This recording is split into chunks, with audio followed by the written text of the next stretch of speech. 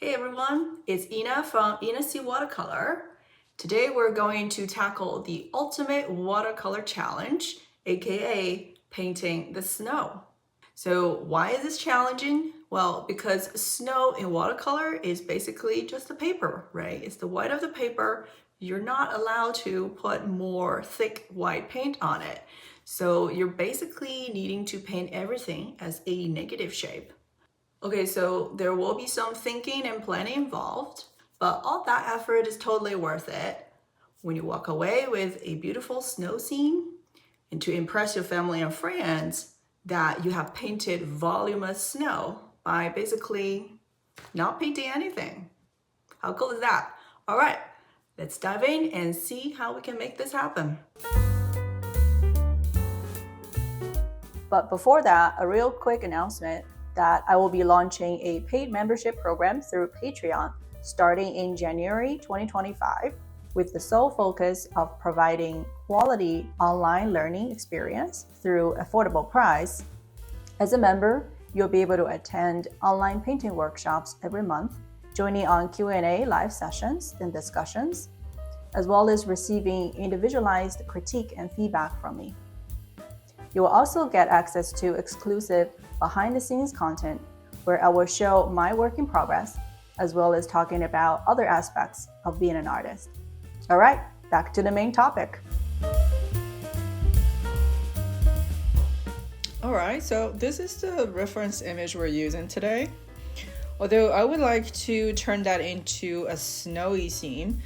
There's some snow here on the roof, but I would like to be a thick blanketing snow on the roof, but also on the street, so that maybe we can add some cars and show some snow tracks in the street as well.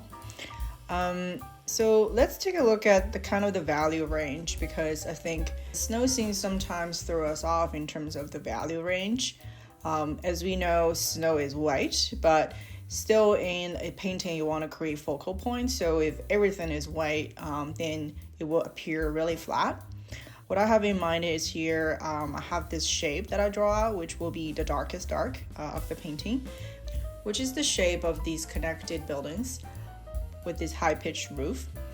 And I want to design it in a way where, this roof has rhythm, but also there are this lights coming from the building that's kind of connect the viewer's attention and lead it towards the end of the street at this building, and then the viewer's gaze will move upward into the mountain.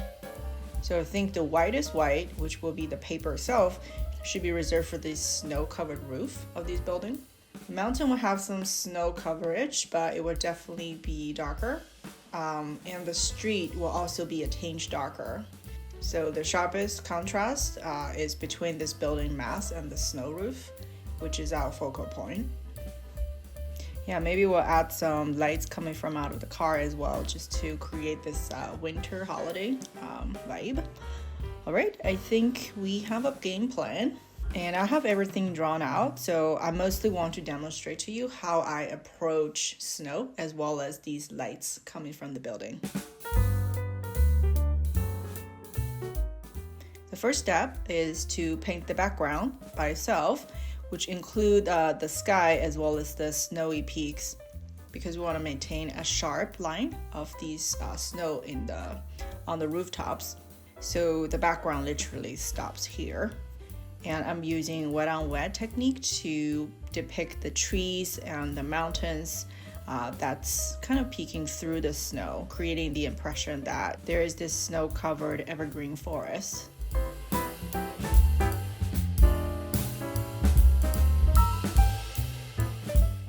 Now the second step here is to paint this large connected shape of these buildings. And the main challenge we're working with here is that we will also need to carve out this light, which is in a warm yellow hue as we go through. So they will be left out white. But to just remind myself later on, I don't accidentally paint over the light. I like painting the outlines of these lights first with like a yellow color. So these becomes almost like warning signs for later on. Next, I moved on to also paint the snow-covered street, which is also a tinge darker and similar in tone to the snow in the background.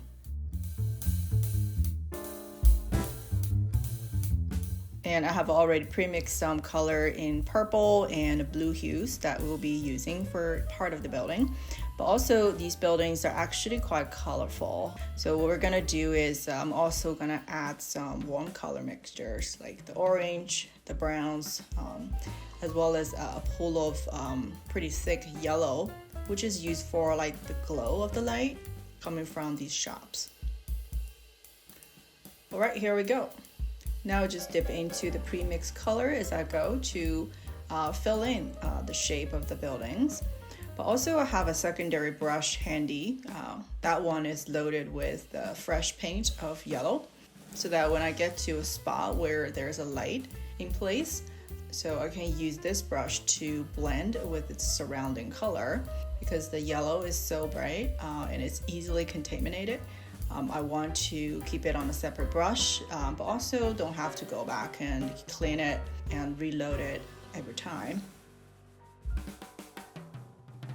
Notice that these buildings actually have varying colors. They also have quite a bit of details, actually, like the timber framing that you can see at the front.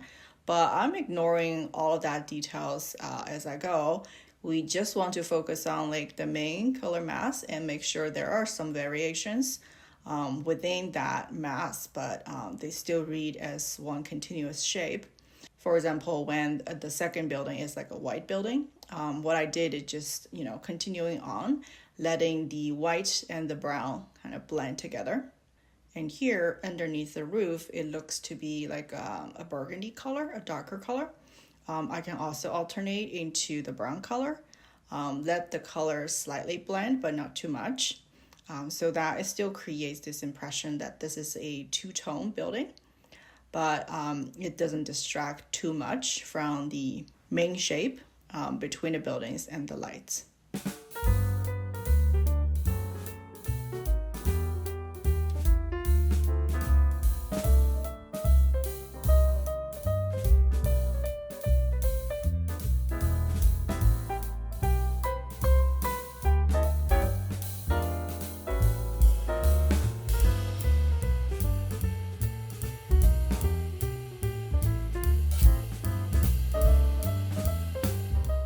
As we finish up here, we're gonna turn into this other building where the street turns and the building at the back is facing towards the viewer.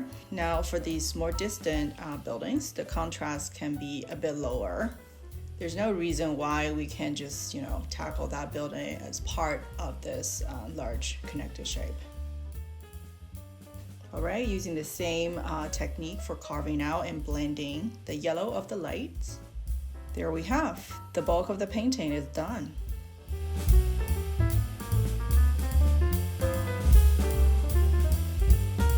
Next, we need to add the cars and the pedestrians in the scene. But before we add the cars, I like maybe the car shape to blend a little bit with the tire tracks in the snow. For the tire tracks, because snow is very rounded object, right? We don't want the edges to come across as sharp. That's why I'm using the wet on wet technique to wet down certain spots of the street so that later on when I apply the snow track and in some places it blend, creating this soft edged impression.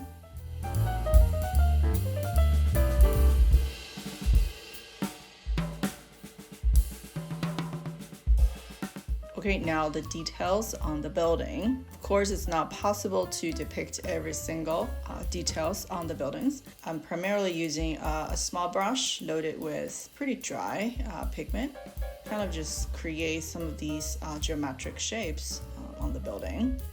As long as they come across as a typical kind of diagonal and some vertical lines for this type of architecture, it will come across as realistic.